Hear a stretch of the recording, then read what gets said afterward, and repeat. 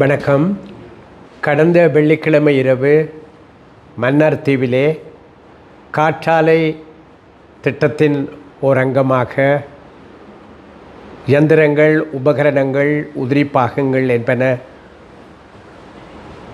கொண்டு வரப்பட்ட சூழ்நிலையிலே அவற்றை எதிர்த்து வீதி மறியல் போராட்டத்தில் ஈடுபட்ட சாதாரண பொதுமக்கள் மற்றும் சமூக நடவடிக்கையாளர்கள் மீது அரசாங்கத்தின் சார்பிலே போலீசாரும் விசேட அதிரடிப்படையினரும் இணைந்து நடாத்திய அரச வன்முறை தாக்குதல் தொடர்பிலே நடாத்தப்படுகிறது.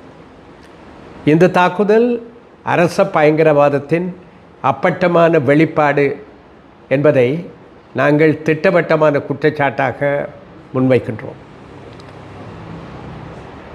வீதி மறியல் போராட்டத்தை அரசாங்கம் ஏற்றுக்கொள்ளவில்லை என்றால், அது சட்ட விரோதம் என்று கருதியிருந்தால் அதில் ஈடுபட்ட மக்களை கைது செய்திருக்க முடியும்.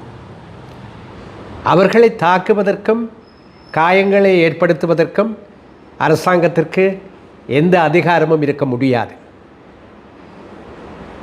அரசாங்கம் பதவியேற்று ஒரு வருடம் நிறைவேறியிருக்கிற சூழ்நிலையிலே மன்னாரிலே அதை நடாத்தி இருக்கிற இந்த காட்டு தர்பார், அதனுடைய அணுகுமுறை என்பது அதற்கு எதிரான, அரசாங்கத்திற்கு எதிரான ஜனநாயக ரீதியான போராட்டங்கள் தொடர்பிலே அந்த போராட்டங்கள் பாரிய அளவிலே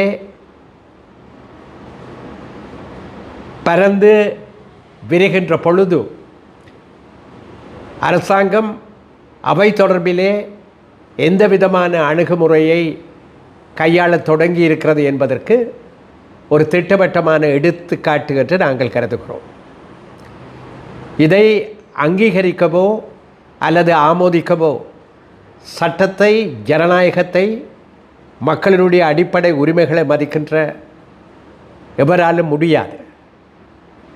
மன்னார் மக்கள் கடந்த காலத்திலே பல்வேறு துன்பங்களை அனுபவித்தவர்கள். சரியாகவோ தவறாகவோ காற்றாலை திட்டம் தொடர்பிலே ஒரு பரந்த அளவிலான பலமான அபிப்பிராயம் அந்த திட்டத்திற்கு எதிராக மன்னார் தீவிலே, மன்னார் பிரதேசத்திலே எழுந்திருக்கிறது. அதை கையாளுவது, முறையாக கையாளுவது என்பது அரசாங்கத்தினுடைய கடமை. 60 நாட்களாக அந்த போராட்டம் நீடித்து வந்திருக்கிறது. கிராம மக்கள், சாதாரண பெண்கள், கிராமங்களிலிருந்து பெரும் எண்ணிக்கையிலே வந்த மக்கள், பெண்கள், சிறுவர்கள், குழந்தைகள், சமூக நடவடிக்கையாளர்கள், அறிவுஜீவிகள், மத பெரியோர்கள் என சமூகத்தின் பல்வேறு தட்டுக்களை, தரப்புகளை பிரதித்துவப்படுத்துகிற மக்கள் இந்த போராட்டத்திலே தொடர்ச்சியாக ஈடுபட்டு வந்திருக்கிறார்கள். கொழும்பிலே ஜனாதிபதி செயலகம் வரையிலே சென்று அவர்கள் இந்த திட்டத்திற்கு எதிராக குரல் கொடுத்திருக்கிறார்கள். அரசாங்க அதிகாரிகளோடும் பேசியிருக்கிறார்கள். இந்த பின்னணியிலே அரசாங்கம் இந்த பிரச்சனையை நிதானமாக கையாள கடமைப்பட்டிருந்தது. ஆனால் உண்மையில் என்ன நடந்தது?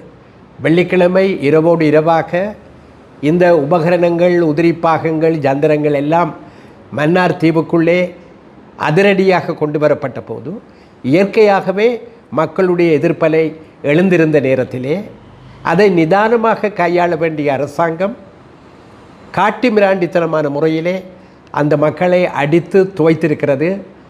சிலர் காயமடைந்திருக்கிறார்கள், வைத்தியசாலையிலே அனுமதிக்கப்பட்டிருக்கிறார்கள். இதன் ஊடாக ஜனநாயக போராட்டங்களில் ஈடுபடுகிற மக்களுக்கு மாத்திரமல்ல, நடவடிக்கையாளர்களுக்கு மாத்திரமல்ல, தமிழ் மக்களுக்கும் கூட சேர்த்து அரசாங்கம் ஒரு செய்தியை சொல்லியிருப்பதாகத்தான் நாங்கள் கருத வேண்டியிருக்கிறது. அதாவது அரச எதிர்ப்பு ஆர்ப்பாட்டங்கள், போராட்டங்கள் ஒரு எல்லையை தாண்டுமாக இருந்தால் அரசாங்கம் தன்னுடைய அசுர பலத்தை பிரயோகிக்க தயங்காது என்பதை அரசாங்கம் தெரிவித்திருக்கிறது. இதை ஒரு எச்சரிக்கையாக, அரசு சார்பு அறிவிப்பாக எடுத்துக்கொள்ள நாங்கள் அனைவரும் கடமைப்பட்டிருக்கிறோம். இதை பொறுப்போடு நான் சொல்லிக்கொள்ள விரும்புகிறேன். இப்பொழுதும் கூட நேரம் கடந்து விடவில்லை.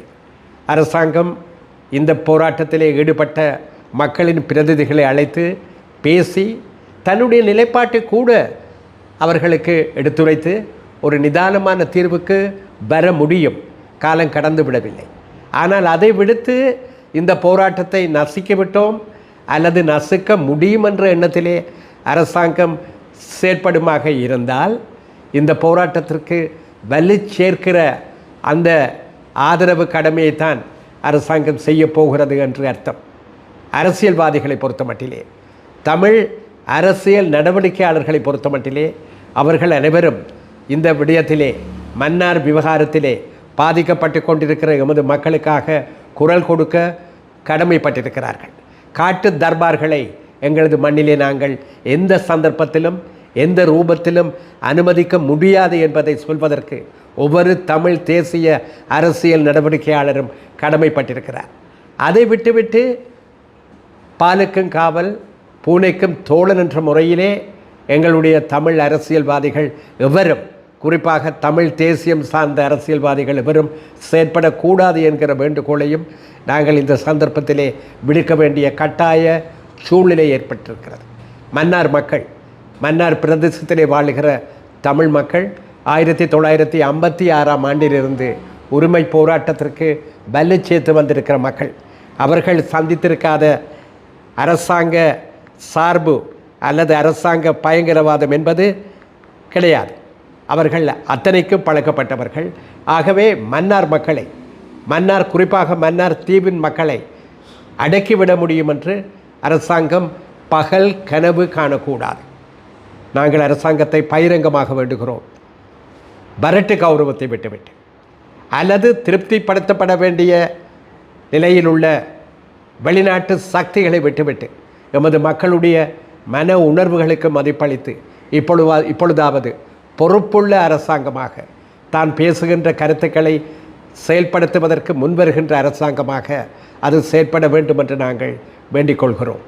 தவறினால் இந்த போராட்டம் விஸ்வரூபம் எடுப்பதையோ, ஒட்டுமொத்தமாக வடகிழக்கை அது ஆக்கிரமிப்பதையோ, அல்லது அதற்கு அப்பாலும் சென்று முழு இலங்கை தீவிலும் கூட ஜனநாயகத்தை வலியுறுத்தி அது ஒரு பாரிய மக்கள் அலையாக மாறுவதையோ தடுக்க முடியாது என்பதையும் நாங்கள் இந்த சந்தர்ப்பத்திலே பொறுப்புணர்வோடு சொல்லிக்கொள்ள கடமைப்பட்டிருக்கிறோம்.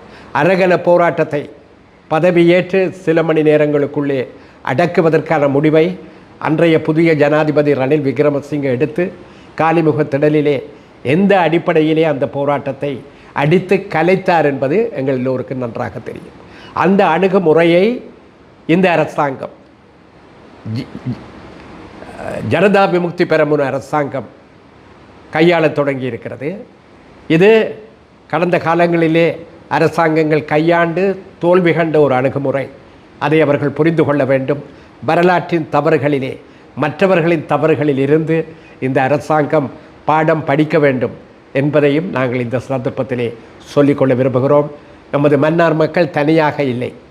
அவர்களோடு வடகிழக்கில் வாழுகிற தமிழ் மக்கள் மாத்திரமல்ல, முழு இலங்கை தீவிலும் வாழுகிற தமிழ் மக்கள், முஸ்லிம் மக்கள், ஏன் ஜனநாயக உரிமைகளை மதிக்கிற சிங்கள மக்களும் கூட உணர்வாலே ஒன்றுபட்டிருக்கிறார்கள் என்பதையும் இந்த சந்தர்ப்பத்திலே நான் சொல்லி வைக்க விரும்புகின்றேன். குறிப்பாக முன்னர் ஒரு வெளிநாட்டு நிறுவனம் இதே காற்றாலை திட்டத்தை செய்த பொழுது அதற்கு ஆதரவாக காணிகளை வாங்கி கொடுத்து வக்காலத்தை வாங்கி திறந்து வைத்தவர்கள் தான் தற்போது போராட்டத்தில் ஈடுபடுகிறார்கள். இதற்கு பின்னால் ஒரு அரசியல் காரணத்தில் இருக்குன்னு சொல்லி அமைச்சர் ராமலிங்கம் சந்திரசேகர் நேற்று தெரிவித்திருக்கிறார். இது சம்பந்தமாக நண்பர்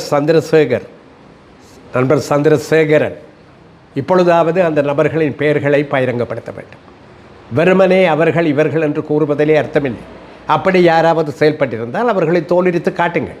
அதற்காக ஒட்டுமொத்த போராட்டத்தையும் மலினப்படுத்தும் விதத்திலே பொறுப்புள்ள அமைச்சராக உள்ள என்னுடைய நல்ல நண்பர் சந்திரசேகரன் ஈடுபடக்கூடாது என்பதுதான் என்னுடைய தாழ்மையான கருத்து.